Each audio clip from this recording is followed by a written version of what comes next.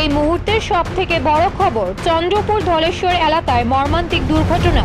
গাছ কাটতে গিয়ে গাছ চাপা পড়ে মৃত্যু হলো এক ব্যক্তির।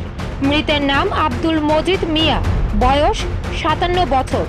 জানা গেছে, ধলেশ্বর 16 নম্বর এলাকায় জয়ন্ত ভট্টাচার্যের বাড়িতে গাছ কাটার কাজ করছিলেন তিনি। সেই সময় আচমকা গাছটি তার উপর পড়ে যায়। গুরুতর অবস্থায় তাকে উদ্ধার করে ফায়ার সার্ভিস কর্মীরা আগরতলা জিবি হাসপাতালে নিয়ে গেলে চিকিৎসকরা মৃত বলে ঘোষণা করেন। ঘটনাকে ঘিরে এলাকায় নেমে এসেছে শোকের ছায়া। কিভাবে ঘটল এই মর্মান্তিক দুর্ঘটনা তা খতিয়ে দেখা হচ্ছে।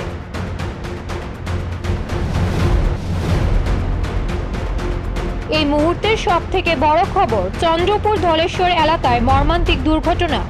গাছ কাটতে গিয়ে গাছ চাপা পড়ে মৃত্যু হলো এক ব্যক্তির। মৃতের নাম আব্দুল মজিদ মিয়া, বয়স 57 বছর। জানা গেছে, ধলেশ্বর 16 নম্বর এলাকায় জয়ন্ত ভট্টাচার্যের বাড়িতে গাছ কাটার কাজ করছিলেন তিনি। সেই সময় আচমকা গাছটি তার উপর পড়ে যায়।